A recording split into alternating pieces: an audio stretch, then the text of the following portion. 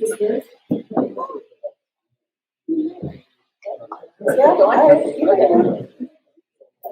I'm trying to turn it off.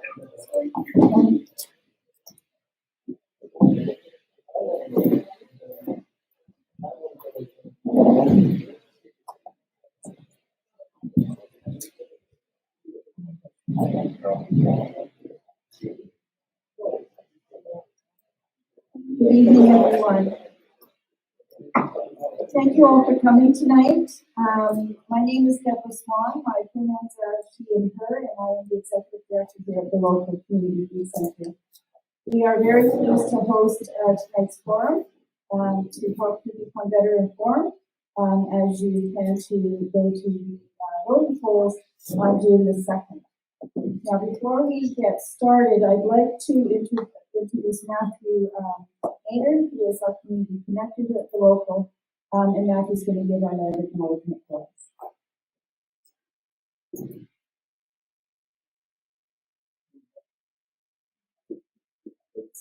It's my honor to be here with you, and it is my honor to provide this land acknowledgement. We acknowledge that the land in which we live, work, and gather together. The history has been the home of the Haudenosaunee, Longhouse people, and for over 13,000 years. And it is more recently the home of the Anishinaabe. The territory is part of the Dish and One Spoon Covenant.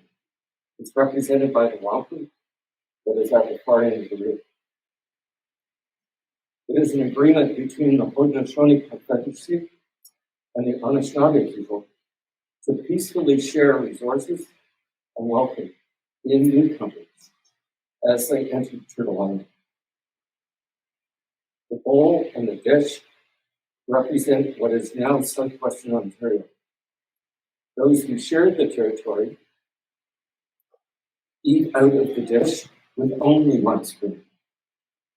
We all share the responsibility of ensuring that the dish is never empty, which is including taking care of the land and the creatures with whom we share it. It is significant that there are no knives, because at this table, and again you'll notice with no knives, that is not necessary for the food that we're about to receive. We share the responsibility of keeping the peace and living in friendship. We recognize that the land acknowledgement, like this one, do not exist in a past tense or a historic context. Colonialism is an ongoing process, and we need to build our mindfulness of our participation and activity and actively work to dismantle the systems that perpetuate the industrial injustice of colonialism and white supremacy in ourselves, our organizations, and our communities. In an effort to decolonize our work, we will continue to learn from and support Indigenous communities as they strengthen their health, their culture, and their sovereignty. It is our hope that the local help guide our community towards greater harmony with the spirit of the Dish with One Spoon wampum, and move forward together with the original stewards of the land in the search for collective truth and healing.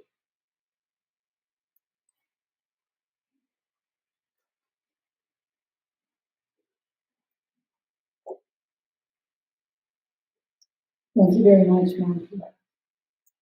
So I'd first like to introduce our candidates.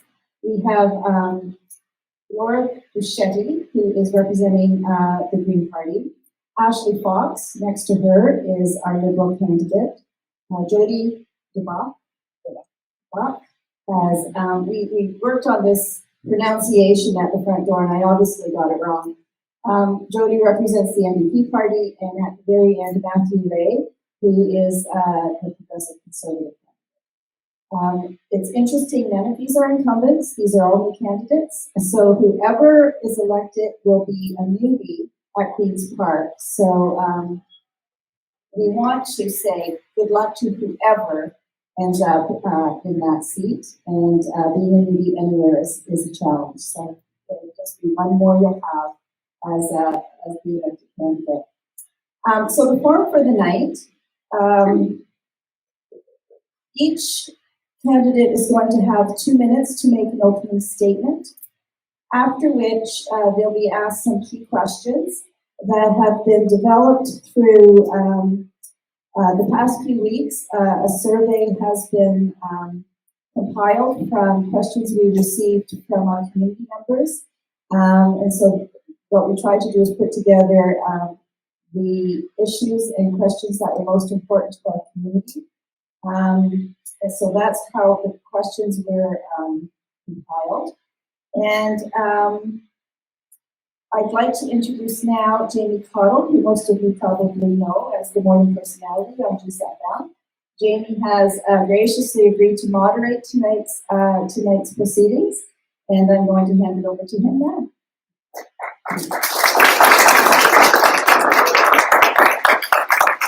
All right, thank you very much, Deborah, and thanks to everyone here at the local for facilitating this evening.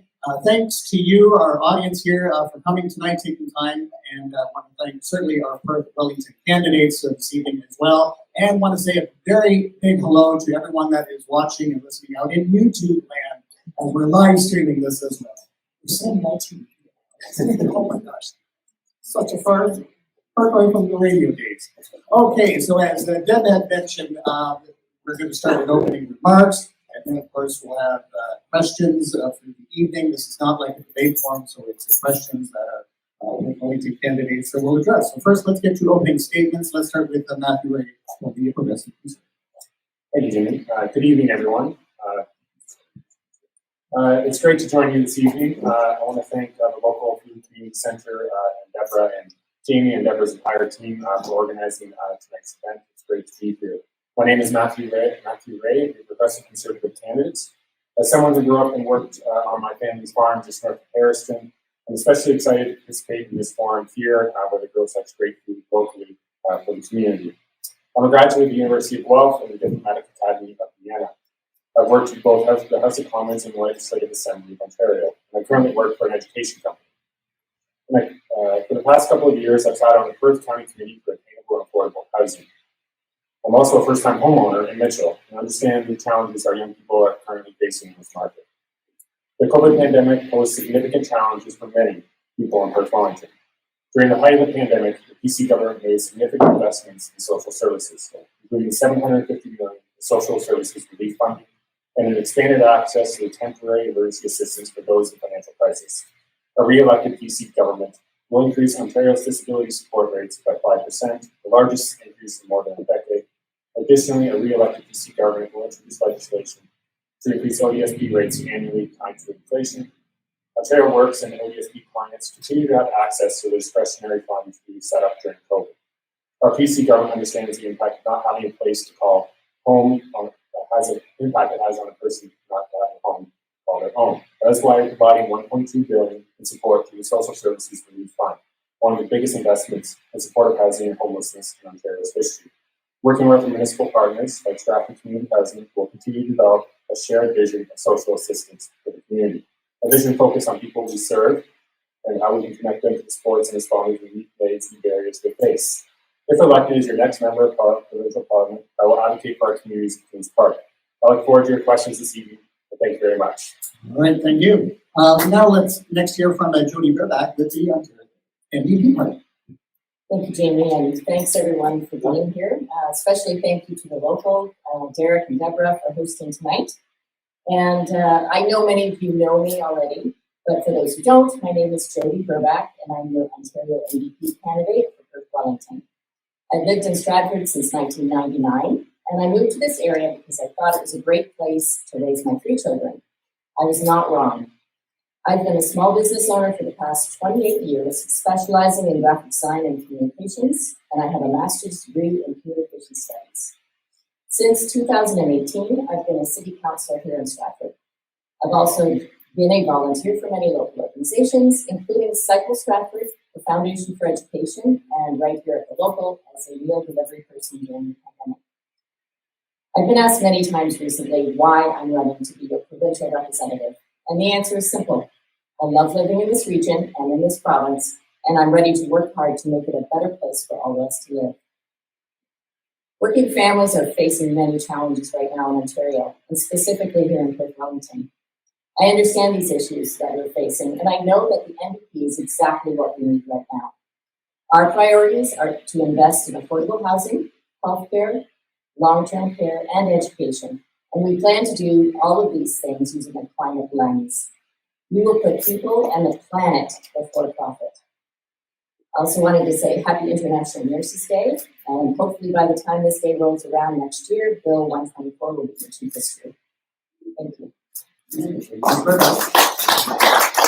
And now we hear from Ashley Fox for the Liberal. Thank you very much, and thank you again to the local, Deborah and Jay, as well as everyone who worked behind the scenes. I know it takes a village, and I really appreciate being invited this evening. My name is Ashley Fox, and I am your Ontario Liberal candidate for Perth Wellington. I am a registered practical nurse with certifications in advanced foot care and gerontology practical nurse certification with the Canadian Nursing Association. I am a first-time home owner buyer in Hamilton, Ontario with my husband Jack, and we are expecting our first child later this year. I grew up in Harriston, Ontario, the northern part of the Rhineland, attended Harriston Minter Clifford, Harriston Senior, and Norwell DSS before going to another area for college. I work presently in home care as a nurse case manager and a community outreach coordinator with Promise Home Care in Kitchener-Waterloo, and I facilitate a course as part of the leadership of senior living with Promise Rhoda. My experience in nursing is primarily in senior care, including a background in hospital, addiction care, mental health, retirement homes, and long-term care. During the pandemic, I volunteered my time with the Region of Waterloo Public Health Unit in order to assist with COVID-19 vaccinations for our local retirement communities and long-term care homes. My experience in governance comes from being a two-term board member as the College of Nurses in health regulation, and I also participated in coaching of many committees during that time, including holding the title as Vice President RPM for 2 years. When my term was completed, I was approached to sit as a nursing advisor with the Canadian PSW Network, a network that's focus is on supporting personal support workers across Canada. I look forward to the discussion this evening, and thank you very much for inviting me. And thank you, Ms. Fox. And let's hear from Laura Basutti for the Green. Hello, I'm Laura Basutti, candidate for the Ontario Green Party. I've been living in Stratford since 1988. I came here to work in the automotive sector in R&D and quality, and I stayed and raised a family with my husband at 27 years. I have seen our city and area grow and prosper over the years, but I'm concerned with the present circumstances in our province. In a province as rich as ours, we should not have people that are working full-time but not able to find an affordable place to call home. We should not have people stressed and anxious about whether they can afford food. We should not see patients lingering in hospital corridors waiting for care. We need to be climate leaders for a future that is already here. It's time for new solutions to Ontario's old problems. The Ontario Greens platform lays out a vision for the Ontario we all want and will deliver it with the leadership we need.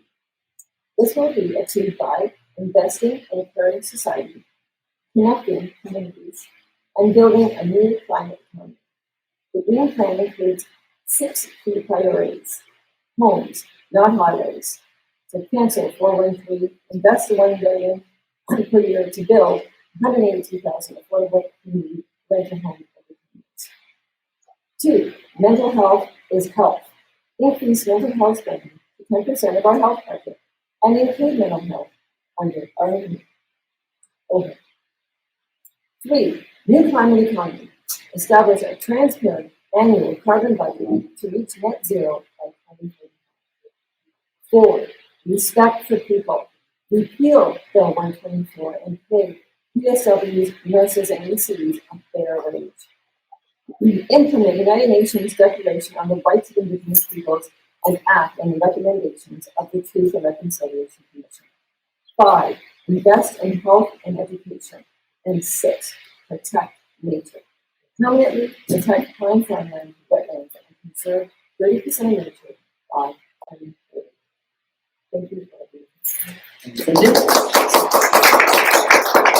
All right, so we know the format for tonight's forum. I have 6 questions, and each candidate will be given 2 minutes each to answer the following questions. And Deborah is timing you, so you'll have 2 minutes. So she'll hold you to 2 minutes. You don't want Deborah waving and jumping up and down. I could be nasty. So, there you go. Okay, so our first question of the evening. According to a research paper released Wednesday by University of Calgary researchers on Toronto's daily bread food bank usage increased by 53% between January 2014 to March 2020. The increase correlated most strongly with the rise in rent and food prices. Local trends are similarly rising. So our question, as our representative at Queen's Park, what would you and your party do to reverse this trend? And what role do you feel charity should play in the relief of poverty? For this round of questions, let's go to Laura Zulu. First of all, for housing affordability, we need to build livable, people-centered communities where we live, play, and shop. We have to expand the zoning options to increase infill construction and build 160,000 affordable community rental homes in partnership with co-op and nonprofit housing providers. We need to create thousands of jobs with the green retrofit program. And we have to support entrepreneurs in energy storage, electric transportation, smart transit, and low carbon materials. And we need to make sure that we have a basic income for everyone so that no one gets left behind, including people on disability, people who, sorry, that's my conclusion. All right, thank you. Let's go to Ashley Fox. Thank you very much. So in order to focus on reversing the trend, we would obviously be looking at housing affordability, looking at options that we would have in the community, and also supporting our communities. We know that community hubs need to function on not just housing alone, but business dynamics, food affordability, childcare, and equity care as well. So we would focus on each of those, and hopefully that would target the reversal. In addition to advocating, we know that social service programs need to exist, and we need them to be fair and approachable for our clientele. So we would work on that as well. Thank you. Thank you, Ms. Fox. Let's hear from Jody. Thank you for the question. Affordability is, I think, the prime issue in this election cycle. We've got housing prices on top of prices for gasoline and groceries that would all need attention. So these are things that affect all of us, with the exception of the privileged few. So we need to look at ways to reduce everyday expenses. And one of those ways is to look at gas prices, because that does affect food pricing. So every household has a transportation cost, and there's also cost for getting food to the market. So regulating gas prices would be one of the things that the NDP would look at to start controlling costs.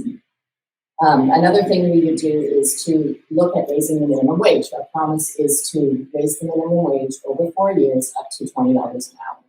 And I'm pretty sure we're the only party who is planning to do that. So we need people to be able to afford the rising costs. So we can't really control inflation, but we can control fair wages. So we need to make sure that people are paid fairly. If they're part of a union, that they're able to negotiate for fair wages. Also, people want ODSP, and ODSP, by the way, is disability support, and OW is for workers. We've promised that we will immediately increase that by 20% when we form government, just to get started. So people right now are living well below the poverty level on ODSP or OW. So they need help immediately. And subsequent to that, we plan to reform the system, looking at things like basic income as well. The system isn't really working for people, and we see that every day here in our community. And And that leads to all kinds of consequences. We see a problem with homelessness, and there's a lot of challenges. So affordability is key. All right, thank you, Ms. Burnett. And Matthew Ray. Thank you, Jamie. It's a very important question. Yes, affordability is probably one of the top issues that go at the door. And our government's committed to cutting the gas and fuel tax July 1st. Also to address the housing, which I alluded to in my remarks, is for investing $1.2 billion in social services relief fund. And so an example locally is the $3.9 million the province contributed to the Candy Street project with community housing there. And also to address the food portion of the question, we have some great agricultural producers in our area, and I know, for example, the chicken farmers contribute a lot to access for our food banks, and continue to encourage that and work with the agricultural stakeholders to help fulfill the needs in our community. Thank you, Mr. Ray. Okay, question number 2. The most recent Intergovernmental Panel on Climate Change report recommends a 50% decrease in greenhouse gas production by 2030 to avoid further environmental catastrophe. Some of the primary greenhouse gas emitters are transportation and building industries. The question, how will your party respond to these recommendations, and how will you, as our local representative, ensure that Perth Wellington has the means and resources to respond locally? This time, let's start with Matthew. Thank you, Jamie. Our government has announced an investment, $500 million investment with the steelmaker Tabasco that will transition their coal-fired furnaces to electric low-emission furnaces. This will take 3 million tons of CO2 out of the atmosphere annually moving forward. So this is a great investment. Also, the Premier Vic Fideli, who's the Minister of Economic Development, announced major investments in the auto sector to tune of $10 billion total. Also, battery facility in Windsor. These are great green jobs for the future in Ontario, and will help build the auto sector of the future, which many factories in Perth Wellington contribute to. And I know they are very supportive of this move towards more EV production locally. Thank you. This time, let's hear from Jody Durden. Thank you. So GHG emissions are, we need to have them reduced by 2030. So the NDP has looked at as promised, reducing 50% from 2005 levels by 2030 and net zero no later than 2050. All new publicly built residential and commercial buildings will be net zero by 2030. And we'll launch a world-leading building retrofit program that will generate $15.2 billion of annual economic activity and create 100,000 jobs. So what that means is that we will be investing in green jobs as we retrofit the existing buildings that we have. And those buildings would then be emitting less greenhouse gas. So it's really important in this area, I think, to make sure that we have a part of those skilled labor.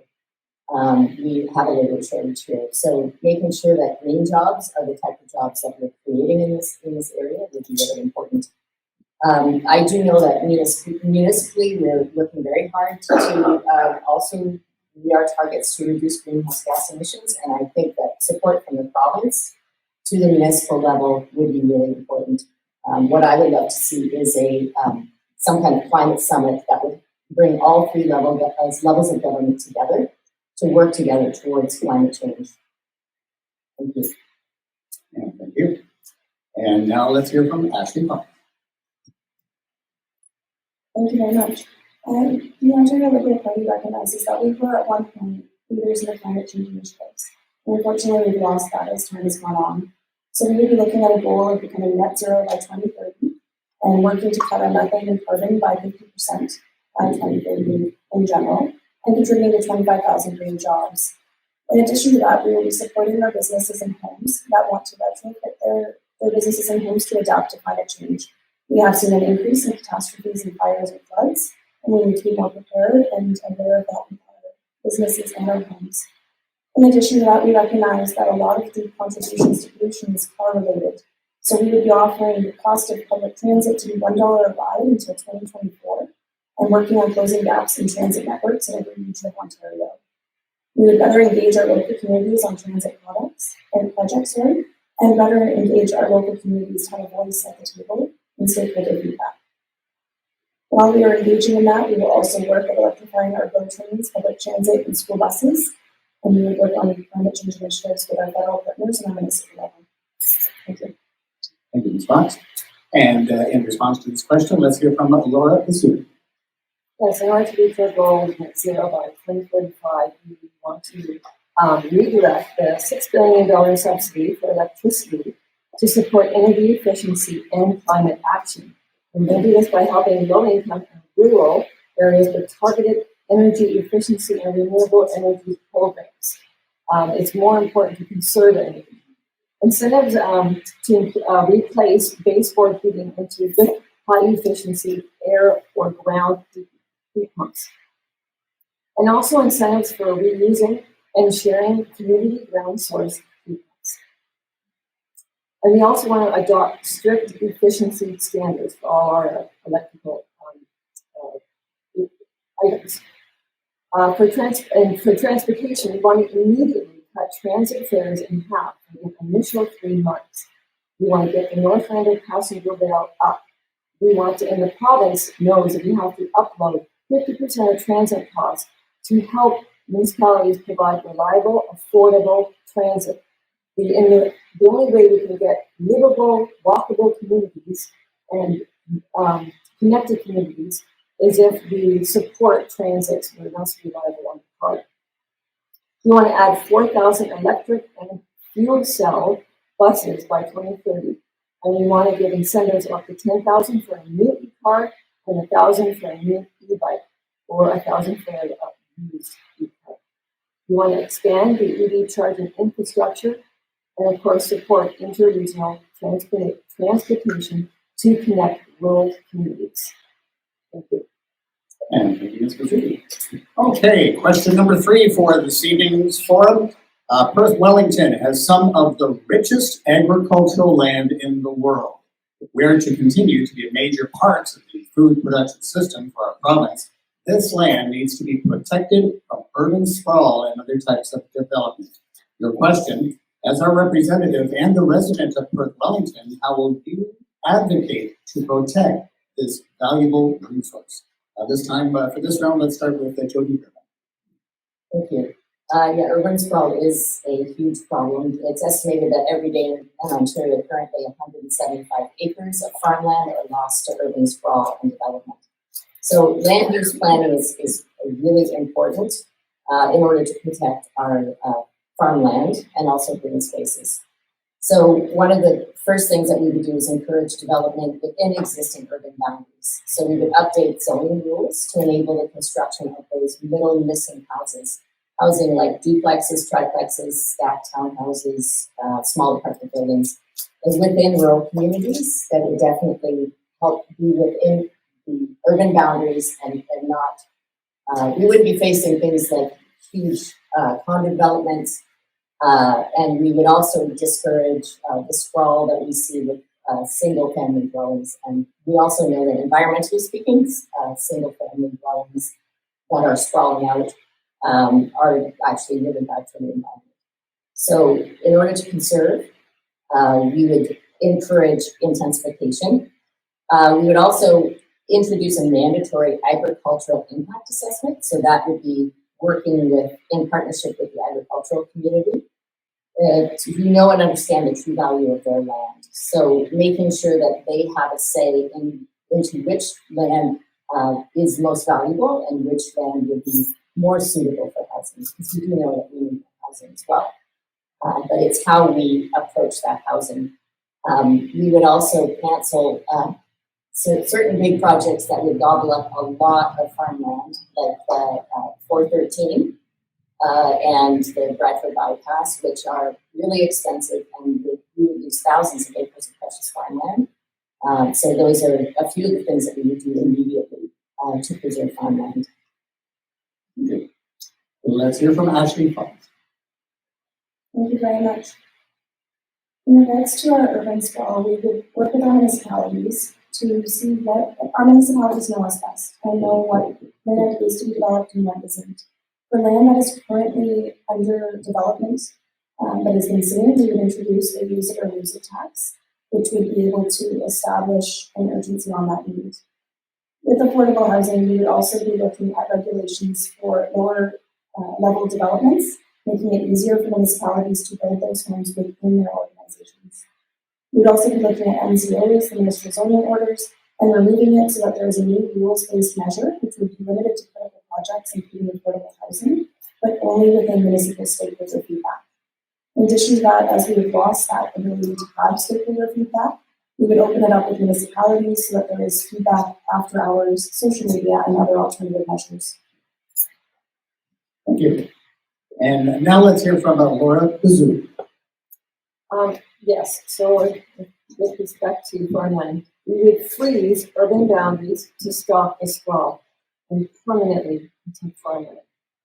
We would also, in conjunction, implement a grocery code of conduct to protect farmers, local food producers, and consumers. And we would reward farmers for carbon sequestration. And we'd also reward farmers for stewardship. Example, clean water, habitat preservation, soil health, very important, and carbon storage. Because farmers are able to sequester carbon, and they should be rewarded for that. So we should improve the income stabilization programs for farmers so they're more accessible to family farms, and they cover a wider range of products and don't penalize farmers who experience bad years. We want to make sure that they stay in business and are able to afford their land. We would also double the size of the green belt to create a blue belt of protected waterways. And we would make it illegal to build any highways on the green belt. We would cancel Highway 413 and create a dedicated truck lane on the 407.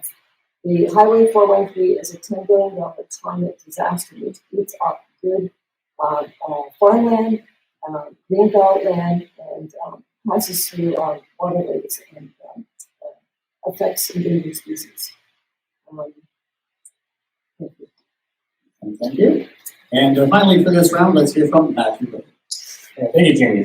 Coming from a family farm, I understand the very importance of our agricultural land and the need to maintain it and working with our municipal partners. We are in a housing crisis. Everyone would agree at this table, and we all have different ideas how to address it. But the PC government will continue to work with our municipal partners because the one-size-fits-all does not work. Sort of thing. What works for downtown Kitchener or downtown Toronto does not work, obviously, in Stratford or Mitchell or Lister. And we'll continue to work with our municipal partners moving forward. And it's great to see committed in the budget every single year of a re-elected PC government. We will bring forward a new additional housing supply initiative and working with the municipal partners to continue to build on the successes we've had and to continue to get that feedback locally from our municipal partners and continue to encourage the maintaining of our farmland, but also obviously addressing the housing crisis.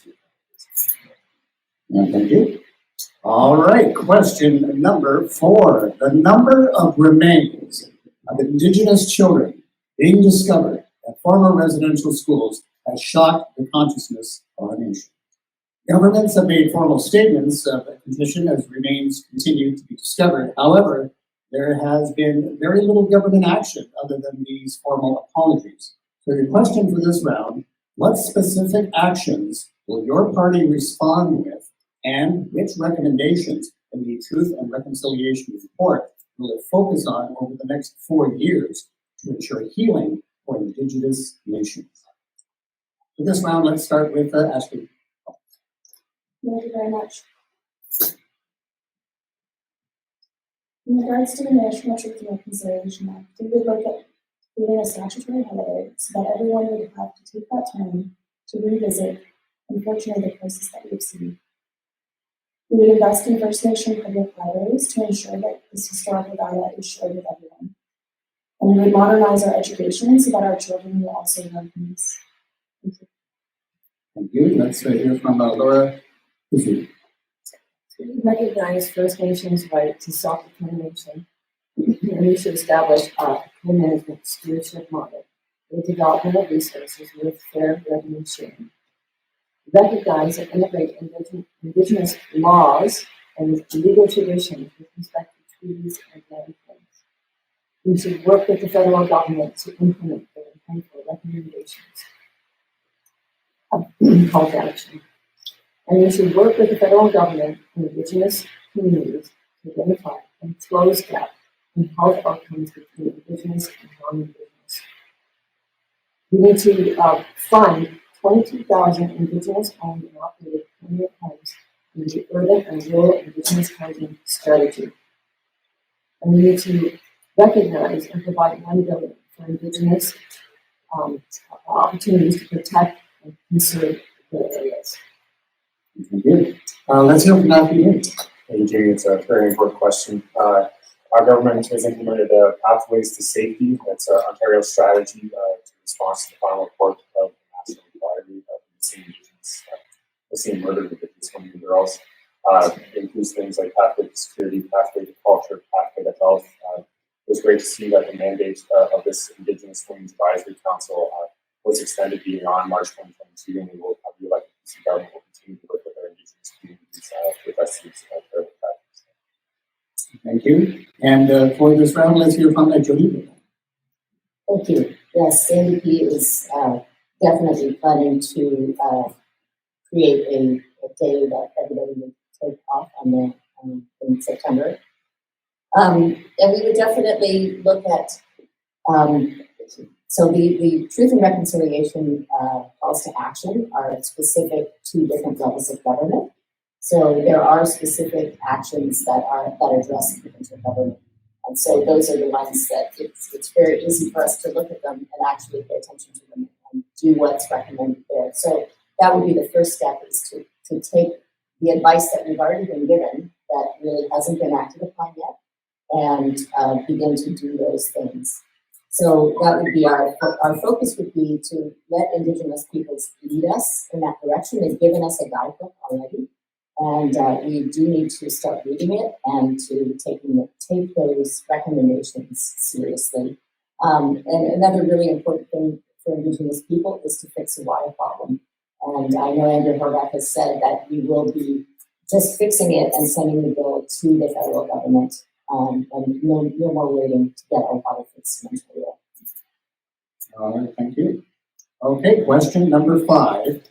The staff here at the local spent today reflecting on racial equity and marginalization in our community.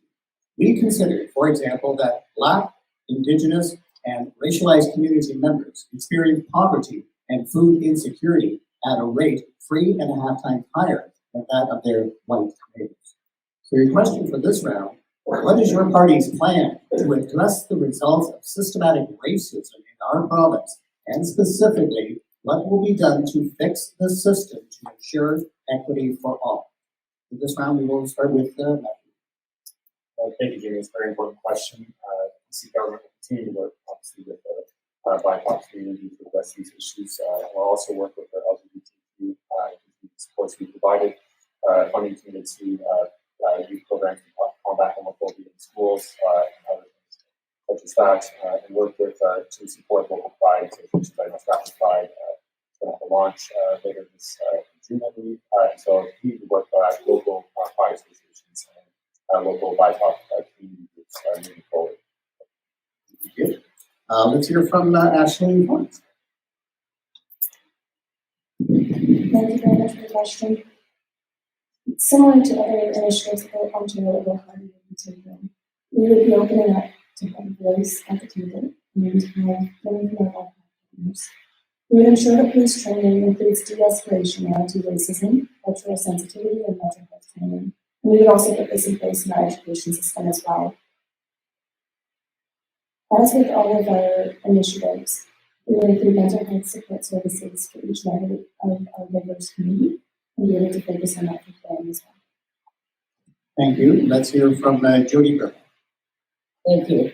As many of you probably know, this is an issue that's near and dear to my heart. And the NDP is a pretty amazing party in that the candidates that we have, 80% are women or equity deserving candidates. So we have a very strong team that understands what needs to be done as far as anti-racism goes and equity. We have a lot of commitments. One of them is to implement a provincial anti-racism strategy. Secondly, appoint a minister responsible for anti-racism.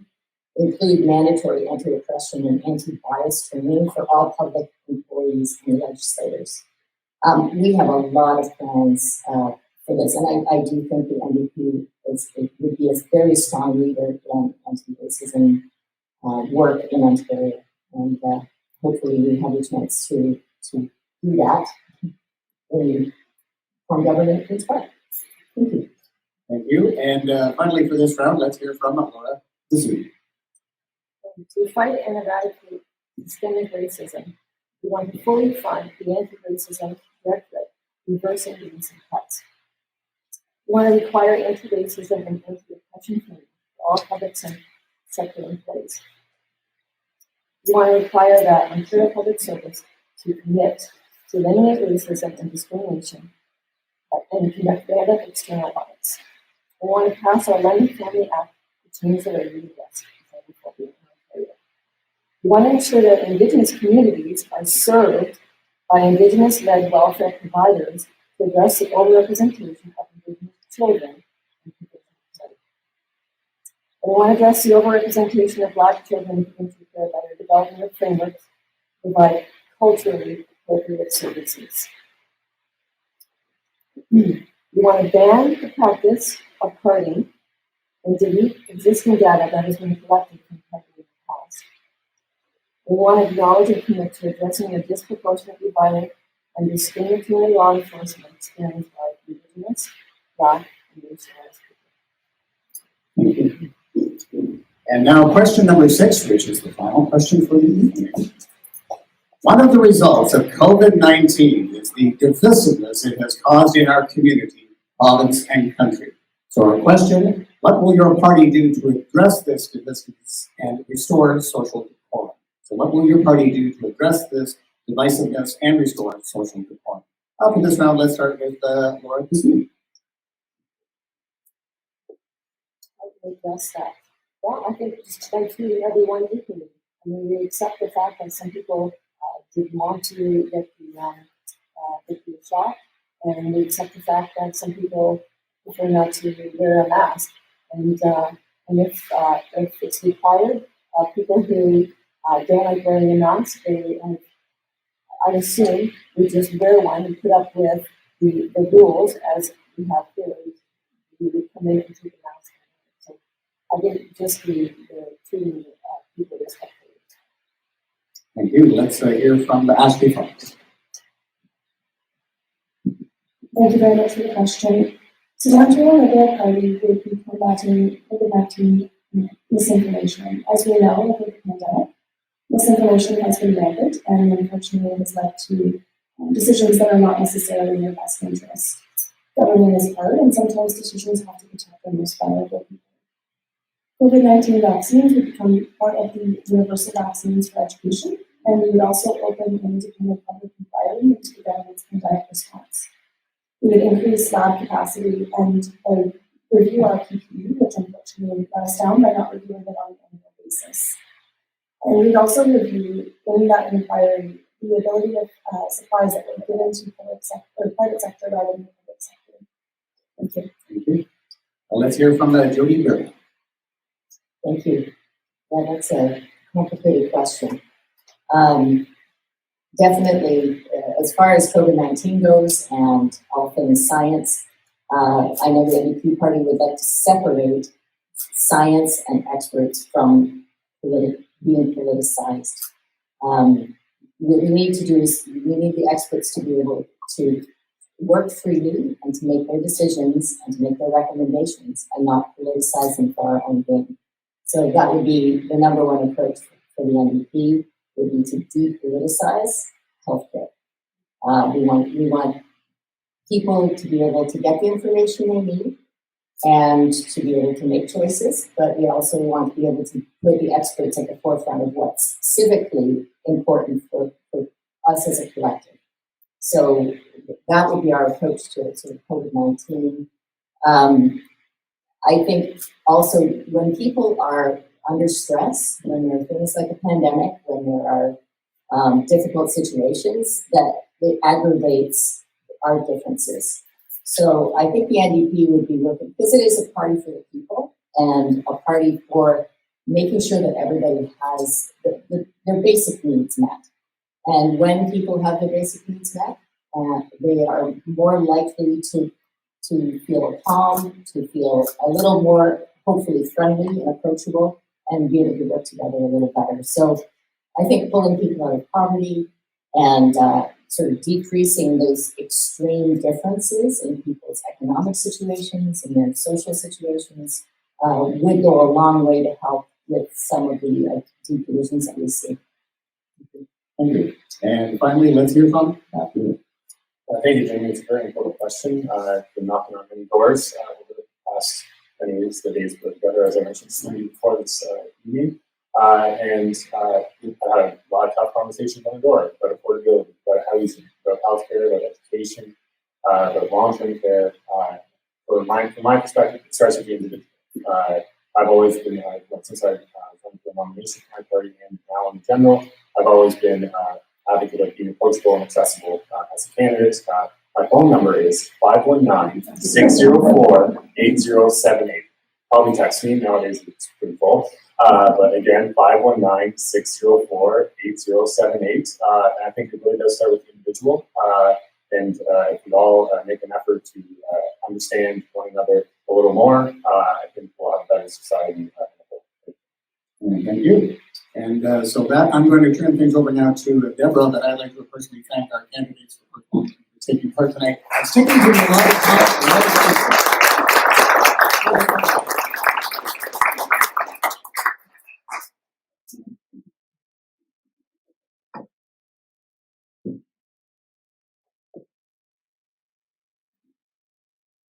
It was so impressive that nobody went over their time. I too would like to thank the candidates. I know this is going to be a grueling couple of weeks for all of you, and the fact that you're willing to dedicate service to the province is very commendable, and I thank all of you for making that choice. I hope tonight was informative for all of you, that you've gotten some information so that you can make a better informed choice according to your own personal values. I also would like to thank Jamie for doing such a great job moderating.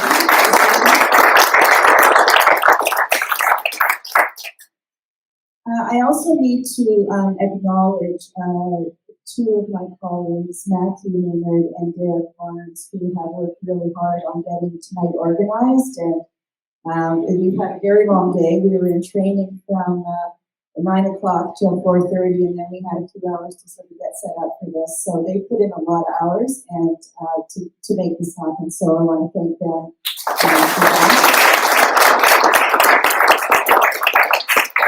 And finally, I want to encourage everybody to vote. If you need help finding out where your polling station is or getting to your polling station, contact the local, we will help you. There is lots of information on the front table there on voting that I would encourage you to take with you. But please, please, please, the whole reason behind tonight was for people to get out and vote. It's a privilege to live in a democracy where we have that freedom to do that, and it's up to us to take advantage of it. So I, again, encourage you to do that. And finally, your masks. If you've got a disposable mask that you no longer have use for, as you go out of the entranceway there, there's a can there that you can put your mask in and you will get it recycled. We have a partnership with the Rotary Club of Stratford, where they come and they collect the masks for us, and they take them to Kitchener-Waterloo and they get them recycled. And so we're really pleased to be part of that program, and I encourage you to, rather than throw it out in your garbage at home, put it in our receptacle there, and we'll make sure that it gets made into a lawn chair or some other useful thing. So again, thank you all for coming, and I'm sure you can contact any of the candidates for further conversation. through their social media and their campaign offices. Thanks so much.